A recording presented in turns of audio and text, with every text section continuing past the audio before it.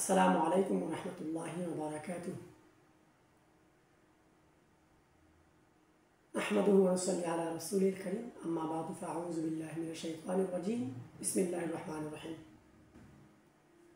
আজকে আমরা জানব মাঝে মধ্যে কথা বলার সময় অথবা হাঁটতে চলতে অথবা অফিস আদালতে অথবা কাজের সময় অথবা যখন আপনি কিছু বলতেছেন অথবা তেলাওয়াত করতেছেন অথবা বক্তৃতা দিতেছেন সেই সময় যদি হাই উঠে যায় তাহলে আপনারা সেটাকে কিভাবে নিয়ন্ত্রণ করবেন অথবা এর উপায় এবং কারণ।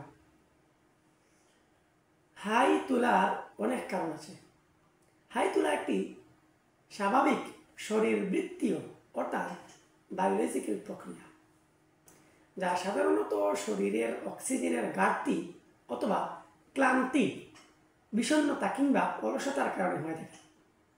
তবে ইসলামিক দৃষ্টিকোণ থেকে হাদিসে বলা হয়েছে শয়তান হাই তোলার মাধ্যমে মানুষকে অলস করতে চায়। হাই তোলার অনেক কারণ আছে। প্রথম কারণ হচ্ছে অক্সিজেনের ঘাটতি। শরীর পর্যাপ্ত অক্সিজেন যদি না পায় তাহলে হাই ওঠে। দ্বিতীয়ত হচ্ছে ক্লান্তি ও নিদ্রালুতা, অর্থাৎ ঘুম কম হলে বা শরীর ক্লান্ত থাকলে হাই ওঠে। 3, বিরক্তি ও মনোযোগিতা। একঘেয়েমি বা মনোযোগ কমে গেলে হাই উঠে যায়। হাই কোনটা কেমন এখন যদি বুঝতে না পারেন তাহলে আমি আপনাদেরকে দেখাচ্ছি। এটাই হচ্ছে কি হাই। এবং চতুর্থত হচ্ছে শারীরিক বা মানসিক অবস্থা, যা কিছু রোগের কারণে যেমন ব্রেন ফ্যাটিগ, স্ট্রেস, হাই তোলা বাড়তে পারে এই রোগের কারণে। হাই তোলা থেকে যদি আপনি বাঁচতে চান তাহলে ইসলামিক উপায়ে আপনাদেরকে আমি কিছু বিশেষ করে ইসলামিক উপায়ে আপনাদেরকে তন্ত্রমন্ত্র দিচ্ছি। এটি আমার কোনো কথা নয় কিংবা আমার কোনো তন্ত্রমন্ত্র নয়। ইসলামিক উপায় যদি আপনাদেরকে জানাতে চাই তাহলে রাসূলুল্লাহ সাল্লাল্লাহু আলাইহি ওয়াসাল্লাম বলেছেন, যখন তোমাদের কেউ হাই তুলে তখন সে যেন সম্ভব হলে তা আটকে রাখে, আর যদি না পারে তবে যেন হাত দিয়ে মুখ ডেকে রাখে, কেননা শয়তান এতে এসে কি করে প্রবেশ করে। আল্লাহর কাছে আশ্রয় চাওয়া অর্থাৎ আউযু বিল্লাহি মিনাশ শাইতানির রাজিম পড়া, ওযু করা ও নামাজ পড়া।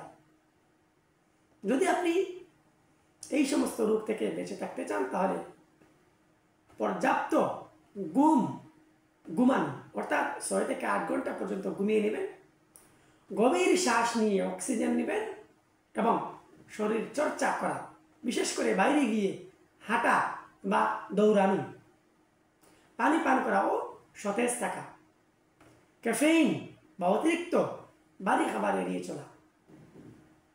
যদি এই সমস্ত কারণ আপনারা মানেন এবং উপায়গুলো মানেন তাহলে ইনশাআল্লাহ আপনারা হাই তোলা রোগ থেকে বেঁচে থাকতে পারবেন। আমি ইসলামিক দৃষ্টিকোণ থেকেও আপনাদেরকে বিশেষ কারণগুলো জানিয়ে দিয়েছি এবং বৈজ্ঞানিক উপায় থেকেও আপনাদেরকে জানিয়ে দিয়েছি। অবশ্যই আপনারা এগুলো মানার চেষ্টা করবেন, তাহলেই আপনাদের এই সমস্ত রোগ থেকে মুক্তি ইনশাআল্লাহ পেয়ে যাবেন। এবং আপনার মনের মধ্যে, দিলের মধ্যে বিশ্বাস রাখতে হবে আমার এই সমস্ত কাজ করলে কমে যাবে এবং আপনার প্রভু সেটাকে কমিয়ে দিবেন এবং কমে যাবে।